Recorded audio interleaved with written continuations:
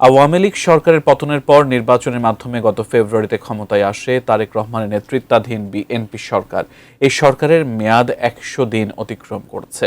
তবে এর মধ্যে আবারও আলোচনায় ভারত বাংলাদেশ সম্পর্কের স্থবিরতা।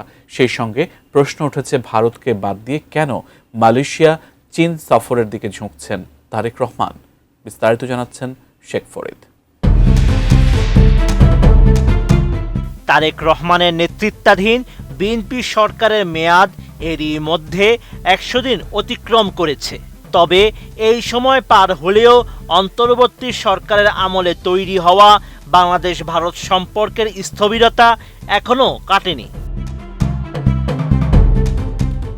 তবে এই নিয়ে এবার বিস্ফোরক প্রতিবেদন প্রকাশ করেছে ভারতীয় গণমাধ্যম দ্য হিন্দু। প্রতিবেদনে সংবাদ মাধ্যমটি দাবি করেছে, নয়াদিল্লির উপর বর্তমানে সন্তুষ্ট নয় ঢাকা।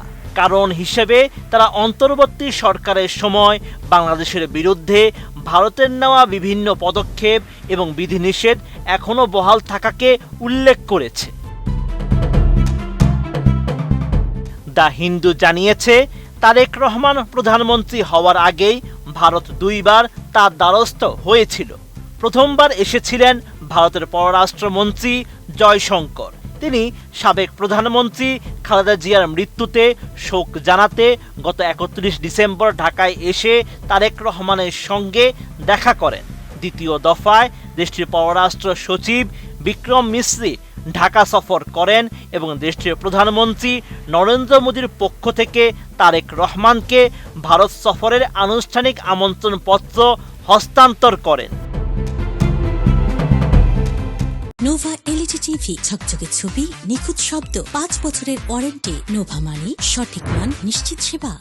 এছাড়া গত ১৭ ফেব্রুয়ারি প্রধানমন্ত্রী হিসেবে তারেক রহমানের শপথ গ্রহণ অনুষ্ঠানে অংশ নেন ভারতের লোকসভার স্পিকার ওম বিড়লা।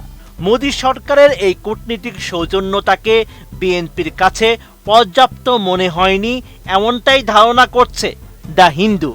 এছাড়াও বিএনপি দলের একটি প্রভাবশালী অংশের বরাত দিয়ে ভারতীয় সংবাদ মাধ্যমটি জানিয়েছে, নতুন সরকারের প্রতি সদিচ্ছার প্রকাশ হিসেবে ভারতের উচিত ছিল অন্তর্বর্তীকালীন সময়ে আলোপিত বিভিন্ন বিধিনিষেধ দ্রুত তুলে নেওয়া। কিন্তু ভারতের পক্ষ থেকে এমন কোনো ইতিবাচক পদক্ষেপ দেখা যায়নি।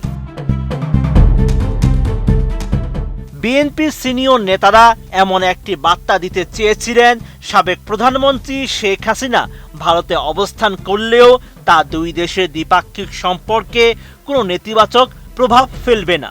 অথচ এর আগে ডক্টর মোহাম্মদ ইউনূসের নেতৃত্বাধীন অন্তর্বর্তী সরকার হাসিনা প্রত্যার্পণের ব্যাপারে কঠোর অবস্থানে ছিল।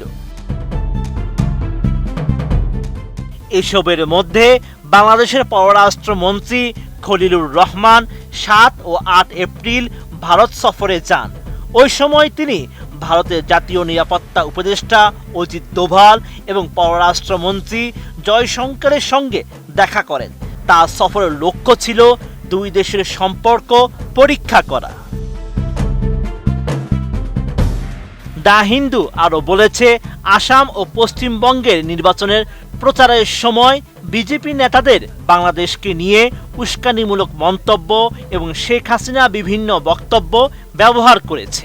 অন্যদিকে ত্রয়োদশ সংসদ নির্বাচনে বিএনপি ভূমিদস্য জয় অর্জন করেও ভারতকে প্রভাবিত করতে পারেনি।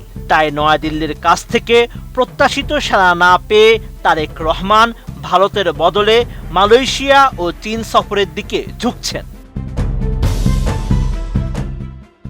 Sheikh Farid, ATN news.